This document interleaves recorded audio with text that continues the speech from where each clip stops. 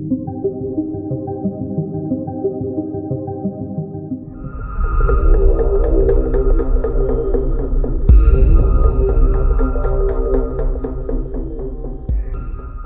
walls of Eastern State Penitentiary loomed like the ribs of some decayed beast, their jagged edges silhouetted against the night sky.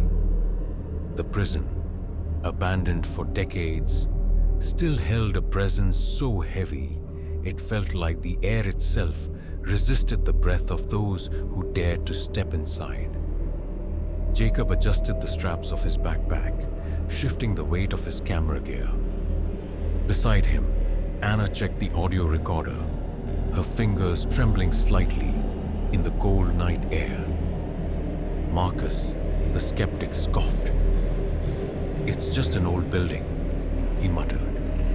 But even he couldn't deny the oppressive silence. Elise, the group's sensitive, hesitated at the entrance. "Something's wrong here," she whispered. "It's listening." Jacob gave her a reassuring pat on the shoulder. "Then let's give it something to hear." They stepped through the iron gate, and the world swallowed them whole. Their footsteps echoed unnaturally, the sound bouncing in ways that defied logic. The stone corridors stretched ahead, a tunnel of black voids and skeletal remains of cells where men had wasted away in solitary confinement. The scent of mold, rust, and something older, something rotten, clung to the walls.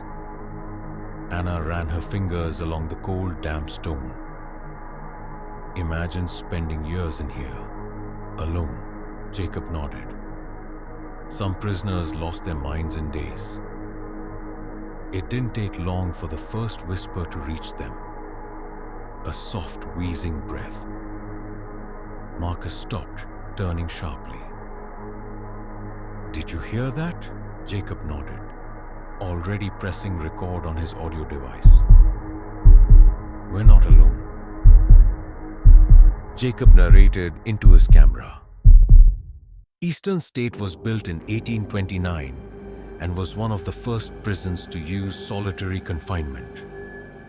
Prisoners were left in complete darkness, only allowed out once a day for exercise in small yards. Many lost their sanity. Some never came back to themselves. Anna shuddered. The silence. That must have been the worst part. Elise's voice was barely above a whisper. "It's not silent anymore." A shuffling sound, low, deliberate, echoed from deeper in the corridor. Something moved in the dark. They split into pairs, Anna and Jacob venturing deeper into cell block 12, while Marcus and Elise explored the administrative wing. Each step was a negotiation with the dark. Every breath swallowed by the oppressive silence of the prison. In cell block 12, Anna trailed her fingers along the crumbling walls. The grooves of graffiti carved by prisoners long dead. "Help me. They're watching. No escape." Jacob whispered. "They say prisoners were kept in complete isolation. No light, no human contact, just silence." Anna shuddered.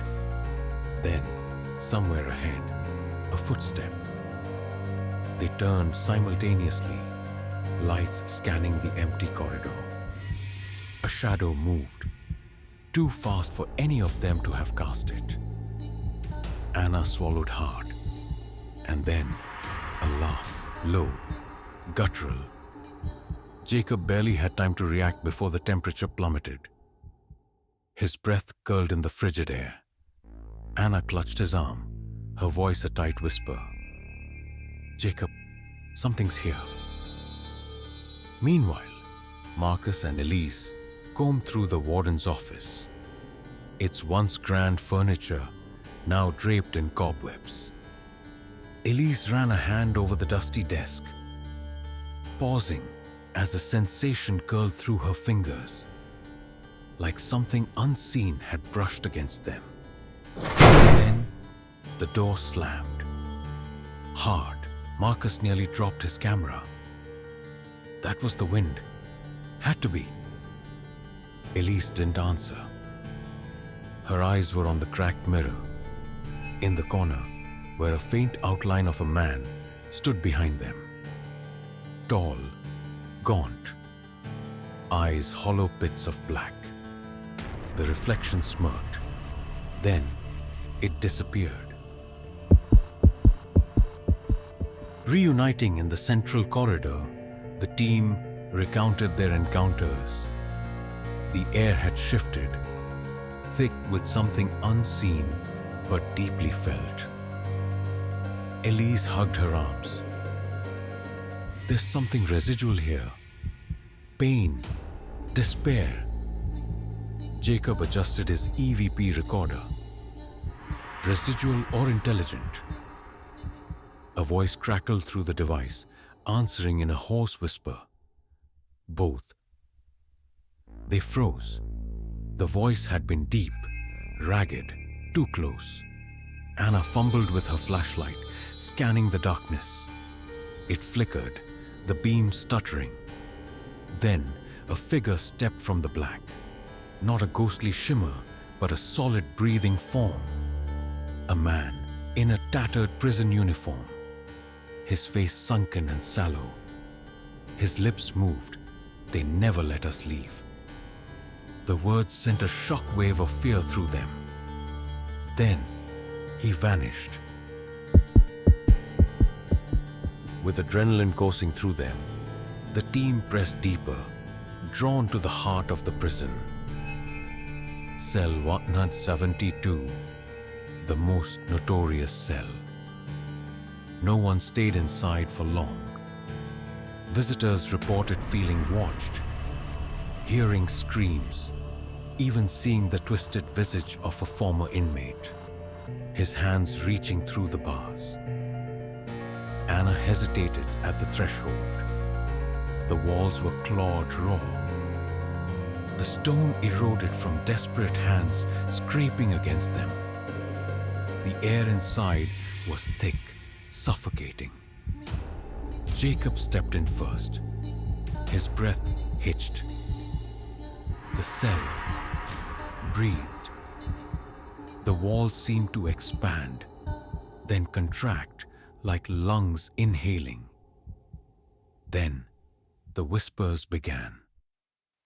A cacophony of voices, overlapping in tortured harmony. No light. No sound. No escape. Anna staggered back, but something grabbed her wrist. She screamed. Jacob lunged, yanking her free. The grip released, leaving behind 5 deep red marks on her skin. Then the cell door slammed shut. Anna yanked on the handle. It wouldn't budge. "We need to find another way out," Jacob said, his voice tense. Marcus turned in a slow circle, his flashlight flickering. Wait, wasn't this hallway shorter before? They all followed his gaze. He was right. The corridor that had been a straight path back now twisted in ways that defied logic. "It's shifting," Elise whispered. "It doesn't want us to leave." The walls groaned as though they were breathing, stone grinding against stone. Then the whispering began again. Closer, louder. A new sound joined the chorus. Footsteps, heavy, deliberate. "Run!" Jacob shouted. They bolted down the corridor, the air growing thicker, the sound of pursuit growing behind them. But the further they ran, the more the hallway stretched. Doors appeared where there were none before. Shapes flickered in the corners of their vision. Then, up ahead, a door swung open on its own. A dark void beyond it beckoned. They hesitated at the threshold. Inside, rusted chains dangled from the ceiling like vines, some still attached to shackles. A few were broken, hanging limply, as though something had once fought its way free. The room smelled of damp decay. The walls were covered in scratch marks, some shallow, others deep enough to expose the brick underneath. "Something bad happened here," Elise murmured. A shuffling sound echoed behind them. Without thinking, Jacob pulled them inside and slammed the door. Then, the chains moved. At first, it was subtle, just a soft linking, as though stirred by a breeze. Then they rattled violently, swinging on their own. One of the shackles suddenly snapped open and launched itself toward Anna's wrist. She screamed, yanking her arm away just in time. "It's trying to keep us here," Marcus yelled. Jacob shoved a heavy wooden crate against the door. "We need to move, now!" The chains screeched as more of them began reaching, searching. Then, from the farthest corner of the room, something stepped forward. A figure, a prisoner, or what used to be one. The figure was hunched, its limbs elongated, its flesh stretched thin over protruding bones. Its face, twisted in an eternal grimace, was missing a jaw. It raised an emaciated hand and pointed at them. The lights flickered. Then, the room collapsed into darkness. A deep, guttural voice filled the space. "You took my place. I was left behind. Now one of you must stay." Jacob's breath caught in his throat. "No," Elise whispered, shaking her head. "We're not part of this." The darkness surged forward, swallowing them whole. When the darkness lifted, they were somewhere else. A staircase stretched downward, disappearing into an abyss. "We didn't go down any stairs," Marcus said, his voice hollow. Anna's hands trembled. "We have to wake up. This isn't real." Elise touched the walls. "It's real enough." The whispers from above grew louder. Something was following them. With no other option, they started down the staircase. The descent felt endless. The deeper they went, the colder it became. The walls grew damp, and an overpowering stench of rot filled the air. Then suddenly, Jacob stopped. "There's someone standing at the bottom," he whispered. The others froze. A figure stood in the darkness below, motionless, watching. Then it moved. It started climbing up toward them. They ran. They stumbled into a vast room. Something not on any map of Eastern State. A forgotten ward. Rows of rotting cots lined the space, rusted chains still attached to their frames. The walls were lined with tally marks, counting something.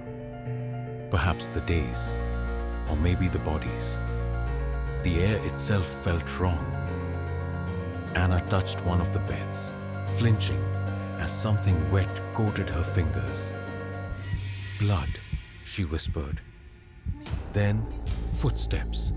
Not one, Not two, dozens. A chorus of whispers surrounded them, rising into an unintelligible frenzy. Elise gasped. "They're here." Jacob aimed his flashlight and revealed them. Figures, hundreds of them, tattered prison uniforms, hollow faces, some missing jaws, others missing eyes. But they weren't attacking. They were watching, waiting. For what? The whispers grew louder, words finally forming. "He must pay. He must pay. He must pay." The shadows parted, and at the center stood a figure. Not a prisoner, a man in a warden's uniform. But he wasn't alive. His body hung from invisible ropes, his head tilted at an unnatural angle. Jacob's breath caught in his throat. The last warden of Eastern State. The ghost smiled. "Who will take my place?" The warden's gaze shifted to Jacob. "You are the leader." Anna grabbed Jacob's arm. "Don't listen to it. Let's go." Then, Jacob's voice. "Run!" The prison rumbled. The air grew thick. Something was changing. Marcus grabbed Elise. "We have to go." The walls cracked. The air split apart. The ghosts screamed. The hallway shifted. And then, the exit appeared. The moment Anna, Marcus, and Elise stepped through the doorway, they were outside. They stood outside, gasping for breath. Eastern State stood silent behind them. Too silent. The sun was rising, but something felt wrong. Anna turned. "Where's Jacob?" Jacob hadn't come out.